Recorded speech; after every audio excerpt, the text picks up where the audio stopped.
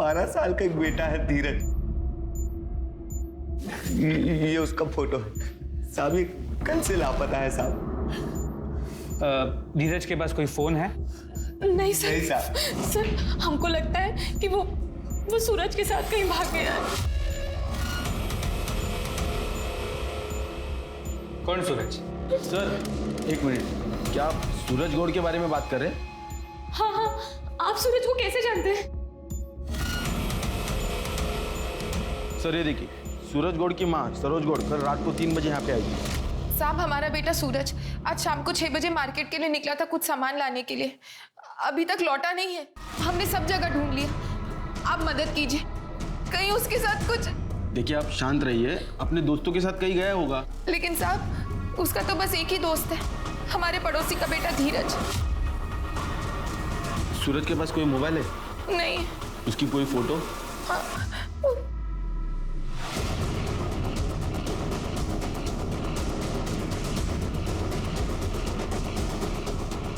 हाँ सर, सूरज और धीरज दोनों दोस्त हैं। सुनिए, अगर सूरज गायब है तो सरोज ने हमें क्यों नहीं बताया? वो हमें भी तो यहाँ पे ला सकती थी ना। बताना तो चाहिए था। अच्छा, ये धीरज जा कहाँ सकता है? आपने अपने रिश्तेदारों से या उसके दोस्तों से पूछा है? हाँ साहब, हमने अपने रिश्तेदारों को फोन लगाया, वो दिल्ली और लखनऊ में रहते हैं, लेकिन उनको भी कुछ नहीं मालूम। साहब सूरज और धीरज दोस्त थे और सूरज भी गायब है, तो हो सकता है दोनों साथ में ही हो। घर में कोई बात हुई थी? कोई लड़ाई, कोई झगड़ा या कोई अनबन जिस वजह से धीरज ने घर छोड़ दिया हो? नहीं सर, ऐसी कोई बात नहीं हुई। अपने बेटे की फोटो और सारी डिटेल्स इनके पास लिखवा दीजिए। सर इसकी कहीं भी कोई मिसिंग कंप्लेंट नहीं मिली। सर एक लीड है, इस लड़की के कुर्ते पर एक टेलर का टैग, सत्यम टेलर्स, और इसी नाम का टेलर शॉप आनंद नगर बाजार में भी है। इसका मतलब ये लड़की किसी आसपास के एरिया की है। जरा इस टेलर से बात करो।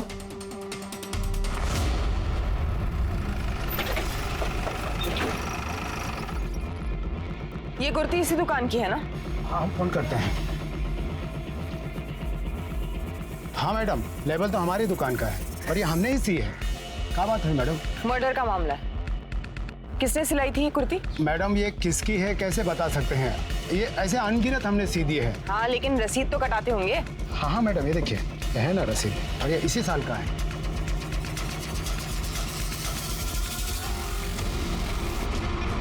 सीसीटीवी है? अब मैडम इस मंदी में न तो हमारा खर्चा निकल पाता है, ना हमारे ये जो कारीगर है उनका, कहाँ से लगाएं सीसीटीवी कैमरा? सीसीटीवी अनिवार्य हुआ है, पता है ना तुमको, जल्द से जल्द लगाओ, जरूरी है। कैसे एक्सप्लेन करेंगे ऊपर तक कि जिस लड़की की लाश थाने के सामने मिली है उसकी शिनाख्त तक नहीं कर पा रहे हम लोग। हमारे मुंह पर बहुत बड़ा तमाचा है ये। आखिर ये लड़की है कौन? मुझे आज क्रिकेट के लिए मारा, अब मैं और नहीं सहूंगा, मुझे कुछ करना होगा। तू कुछ करेगा तो अंकल आंटी पे क्या बीतेगी? देख सूरज, मैंने अपना सीक्रेट सिर्फ तुझे बताया, इस बात की घर में भनक भी नहीं पड़नी चाहिए, वरना बहुत बुरा होगा। मैंने तेरा सीक्रेट रखा है, अब तू कसम खा कि तू मेरा सीक्रेट भी सीक्रेट रखेगी। कहीं लड़की की तरह उल्टी मत कर देना, खा कसम मेरी। तू ऐसी बातें मत कर धीरज, मैं प्रॉमिस करता हूँ मैं किसी को कुछ नहीं बताऊंगा। धीरज, धीरज, दिन भर आवारागर्दी करता रहता है ये लड़का। इधर आओ, घर में कितने काम पड़े? हाँ आ रहा हूँ। देख याद रखना, प्रॉमिस नहीं तोड़ना।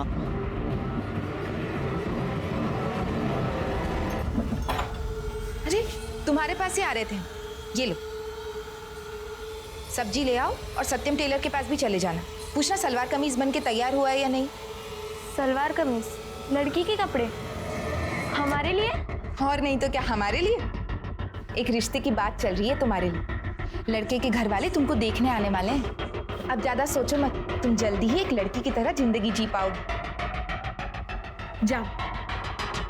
देखा आपने किस तरह एक माँ अपनी बेटी की जिंदगी और उसकी इज्जत बचाने के लिए इस तरह डेस्परेट हो गई कि उसने अपनी बेटी को एक लड़के की जिंदगी बिताने के लिए मजबूर कर दिया। खैर पुलिस सूरज और धीरज को बेसब्री से ढूंढ रही थी, रेलवे स्टेशंस पर, बस स्टैंड्स पर, इस बात से पूरी तरह से अनजान कि उनमें से एक लड़की है, लड़का नहीं। इसी बीच उस मिस्ट्री गर्ल की पोस्टमार्टम रिपोर्ट आई जिसमें पता चला कि उसका गैंग रेप हुआ था, जिसमें 2 लोग के सीमन सैंपल मिले और एक इस्तेमाल किया हुआ कॉन्डम मिला। इसका मतलब ये है कि उसके साथ 3 लोगों ने रेप किया था और उसके नाखून लेके 6 जनवरी की सुबह तक का डम डेटा निकाला जाए। तभी सरोज ने सूरज के लापता होने पर हंगामा किया पुलिस स्टेशन पर। 36 घंटा हो गया साहब शिकायत दर्ज किए हुए। कोई बताएगा हमको हमारा बेटा कहाँ है? मैडम तहकीकात चल रही है, जैसे ही कुछ पता चलेगा आपको कॉल करेंगे। हमको बस हमारा बेटा चाहिए। अगर उसको कुछ हो गया तो जब तक आप उसको ढूंढ के नहीं लाते हम यहाँ से कहीं नहीं जाएंगे। आप टेंशन मत लीजिए, अपने पति को भेज दीजिए ना? हमारा तलाक हो चुका है साहब 14 साल पहले। ये बात आपने हमें पहले क्यों नहीं बताई? इस बात से हमारे पति का क्या लेना देना है साहब? लेना देना है? आप उनका नाम और डिटेल्स बताइए। उनका नाम महेंद्र गौड़ है, बरेली में रहते हैं। सूरज अपने पिता से मिलता था? कभी कभी। आपने पता किया कहीं वो उनके पास तो नहीं चला गया? तो हमारा सूरज उनके पास कभी नहीं जाएगा साहब। जब तक आप उसको ढूंढ के नहीं लाते हम यहीं रहेंगे। पूजा चलिए चलिए। शर्मा तुम महेंद्र गौड़ से जाके मिलो और सूरज की इंफॉर्मेशन उसके दोस्तों और पड़ोसियों से निकालो। सर। मैडम सूरज और धीरज दोनों एक साथ ही उठते बैठते थे, अच्छे दोस्त थे। बाकी सूरज किसी से ज्यादा बात नहीं करता था। सूरज ने हमें प्रपोज करने की कोशिश की थी, स्कूल में सबको पता है, और स्कूल में सबके सामने हमें शर्मिंदा कर दिया। सब उसे खजूर खजूर चिढ़ाते थे। मैडम सरोज के पति को हमने कभी देखा नहीं, लेकिन एक आध बार उससे पूछा तो उसने कोई जवाब ही नहीं दिया। बड़ा ही अजीब लड़का था, स्कूल में सब मजाक उड़ाते थे उसका। कई बार धीरज के कहने पे हम दोनों ने उसकी मदद भी की थी। मैडम सूरज और धीरज ना दोनों ज़्यादा से ज़्यादा साथ में रहते थे, और ये बात ना धीरज की माँ को बिल्कुल भी पसंद नहीं आती थी। इसलिए वो धीरज पे बहुत गुस्सा भी करती थी और मारती भी थी उसको। लेकिन धीरज सूरज का हमेशा साथ देता था, और अगर ये दोनों गायब हुए हैं तो साथ में ही होंगे। हाँ साहब, हमारा ही नाम महेंद्र गौड़ है, लेकिन सरोज से हमारा कोई बेटा नहीं है। पर आपकी पत्नी सरोज ने अपने बेटे सूरज की मिसिंग कंप्लेंट फाइल की है। सूरज?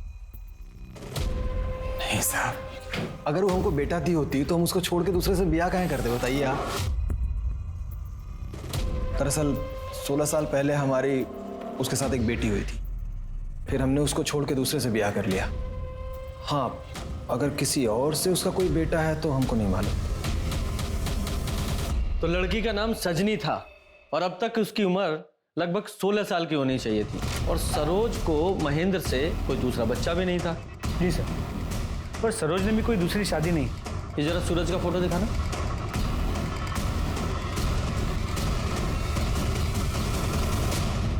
ये आप क्या कह रहे हैं साहब? सूरज लड़का ही है। सच बताइए, सच्चाई क्या है? डॉक्टर, लॉयर और पुलिस, इन तीनों से कोई बात नहीं छुपानी चाहिए। देखिए, अगर हमें आप पूरी बात नहीं बताएंगी तो हम आपकी मदद कैसे करेंगे? आप जितनी जल्दी सच बताएंगी हम उतना जल्दी सूरज को ढूंढेंगे। प्लीज। ये देखिए, ऐसा लग रहा है किसी लड़की को लड़के के कपड़े पहना दिए गए हैं। बताइए प्लीज। हाँ साहब, सूरज लड़की ही है। इसके पिता ने इसका नाम सजनी रखा था, मैंने बाद में बदलकर सुरीली रख दिया। साहब, इसके पिता ने हमें घर से बेघर कर दिया था। हम नहीं चाहते थे कि जिस तरह हमारी बहन के साथ बलात्कार और हत्या हुआ था, हमारी बेटी के साथ भी ऐसा कुछ हो। ये नहीं हो सकता, ये नहीं हो सकता।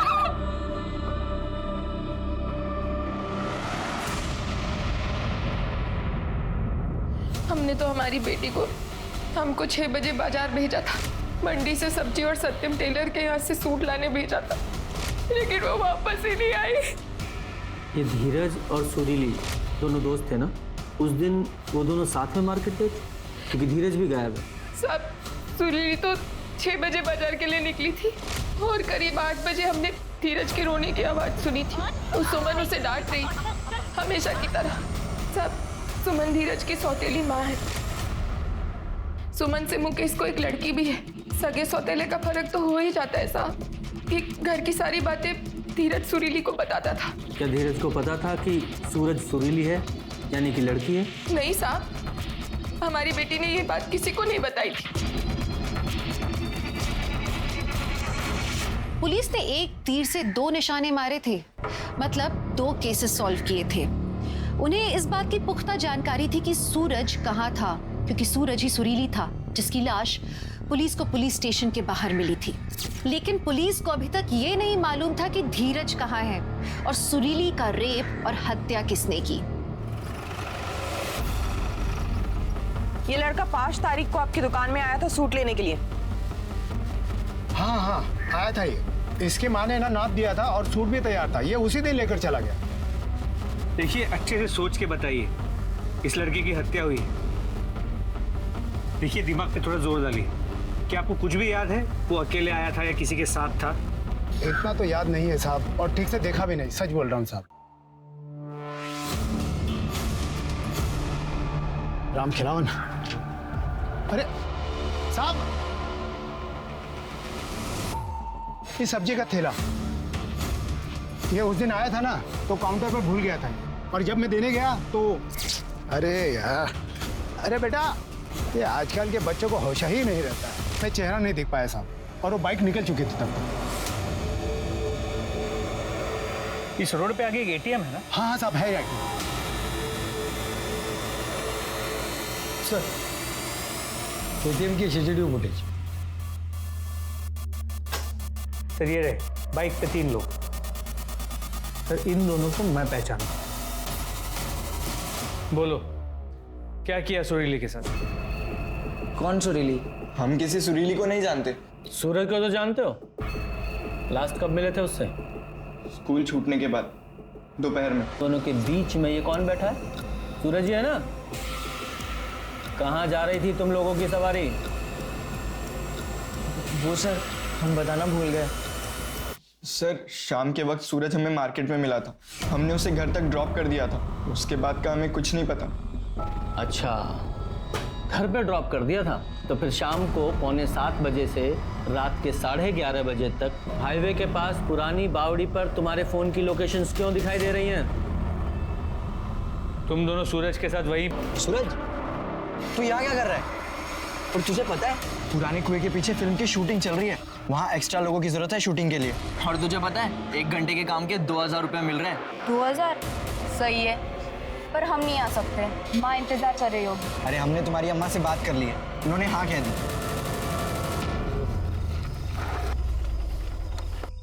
ये कहाँ गए? शूटिंग कहाँ चल रही है? अरे तुम शूटिंग वूटिंग छोड़ो, तुम ये बताओ कि इसमें क्या है? माँ के कपड़े। नहीं। अरे देखने दो यार।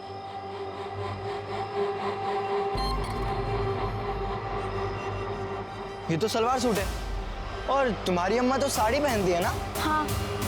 वो देख, हमें ना सब पता है कि तुम लड़का नहीं लड़की हो। धीरज ने हमें सब बताया है। धीरज ने? हाँ, धीरज ने।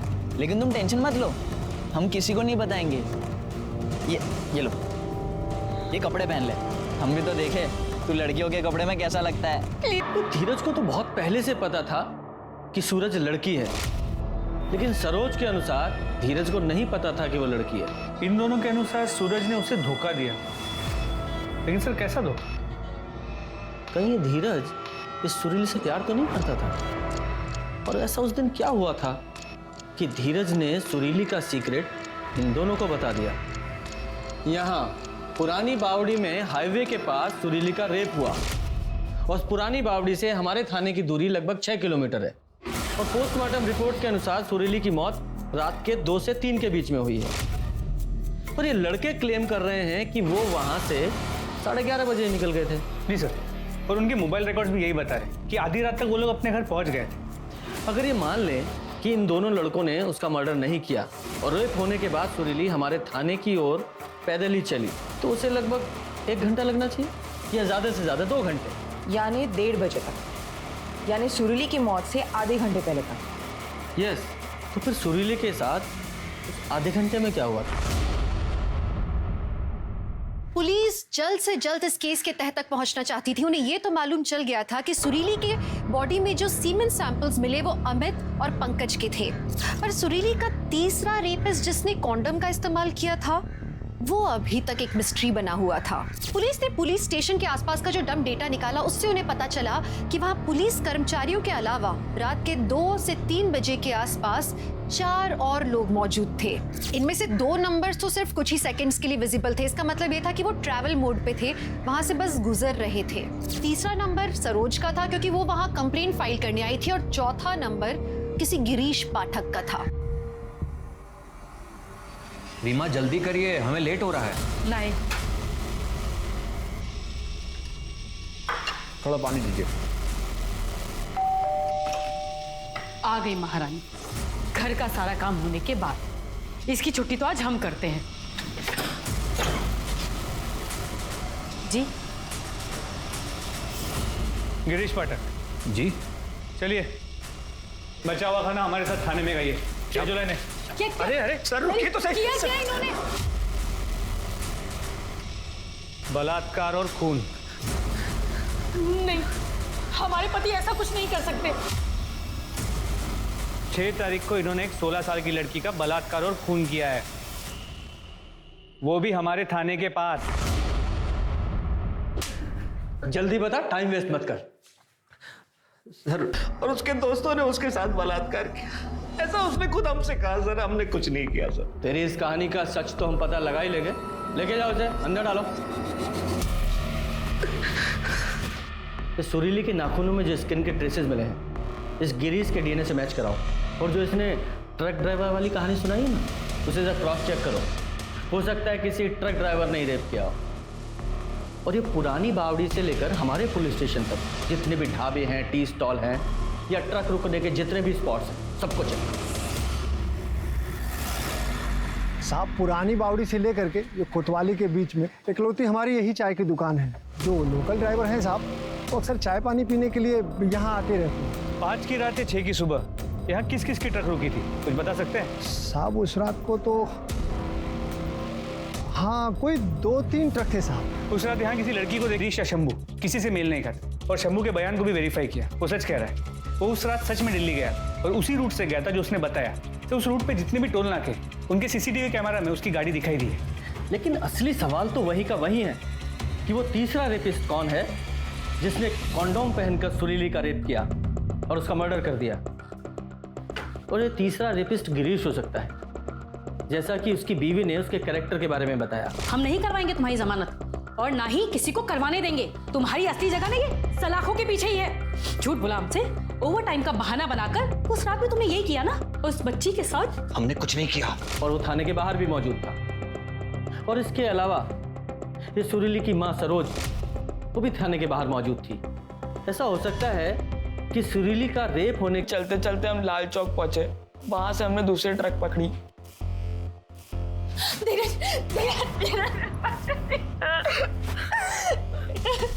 बेटा हमें माफ कर दे बेटा, हम तेरे साथ ऐसा बर्ताव कभी नहीं करेंगे और आगे से करना भी नहीं है। अगर मैंने ये शिकायत सुनी कि धीरज को आप लोगों ने मारा पीटा है, तो अरेस्ट कर लिए जाओगे। जी सर, हम धीरज को घर नहीं जा सकते। अभी नहीं, अभी इसका मेडिकल होगा। पूजा,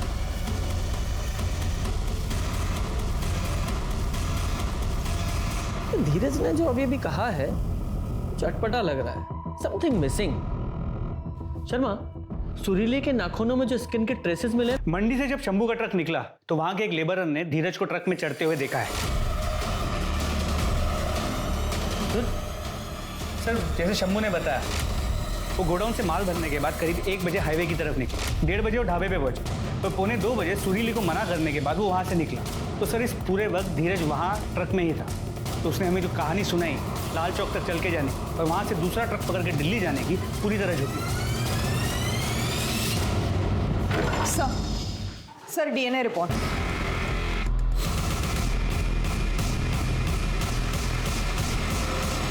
तुम्हारे स्किन के ट्रेसेस हैं वो जो सुरीले के नाखूनों में मिले। दिल्ली भाग रहे हैं, लेकिन उस दिन जब हमारी माँ ने हमें क्रिकेट खेलने के लिए मारा, हमने सुरीली को सब सच बता दिया और ये बता दिया कि हम आज दिल्ली भागने वाले हैं। हमने सारी तैयारी भी कर ली थी, पर थोड़ी देर बाद सुरीली हमारे घर आई और हमारी माँ को सब सच बता दिया। चाची, दिया, उसकी जान भी ले ली तुमने। इसे बाल सुधार गृह भेजो। धीरज ने सुरीली के कंसर्न को धोखा समझा और उससे बदला लेने के लिए उसने सूरज और सुरीली का राज सबको बता दिया। धीरज की नासमझी और उसके धोखे की वजह से भयानक हादसों की शुरुआत हुई। सुरीली का गैंगरेप हुआ, उसका मर्डर हुआ। धीरज के बयान के बाद पुलिस ने शंभू को पकड़ा जिसने सुरीली के साथ हुए रेप को कबूल किया, और गिरीश जिसने सुरीली की मदद की थी, पुलिस ने उससे माफी मांगी। इस तरह से पुलिस ने थाने के पास मिली एक गुमनाम लड़की की लाश का केस सॉल्व किया। एक माँ ने अपनी बेटी को यातनाओं से बचाने के लिए उसे जिंदगी भर लड़का बनकर रहने के लिए मजबूर किया, लेकिन क्या हुआ? उसका भी क्या हश्र था? बजाय एक लड़की को लड़का बनकर एक दोहरी जिंदगी जीने के लिए मजबूर करें, उससे अच्छा होगा कि हम एक लड़की को किसी लायक बनाएं कि वो खुद अपनी रक्षा कर सके, समाज में सम्मान के साथ सर उठाकर एक औरत की जिंदगी बिता सके। हम खुद अपनी बेटियों को सशक्त कर सकते हैं और हमें करना चाहिए, ना कि डर की जिंदगी बितानी चाहिए। अपने घर के बेटों को जरूर ये सिखाना चाहिए कि हर औरत का सम्मान जरूरी है, और ये कि हर लड़की और लड़का आज एक समान एक स्तर पर है। तो एक संतुलित समाज की आशा करते हुए मैं दिव्यांका त्रिपाठी दहिया अब आपसे लेती हूँ विदा, लेकिन मिलूंगी आपसे फिर एक नए एपिसोड के साथ। देखते रहिए क्राइम पेट्रोल, सतर्क, विमेन अगेंस्ट क्राइम। एक औरत पर वार, अब हर औरत का भार।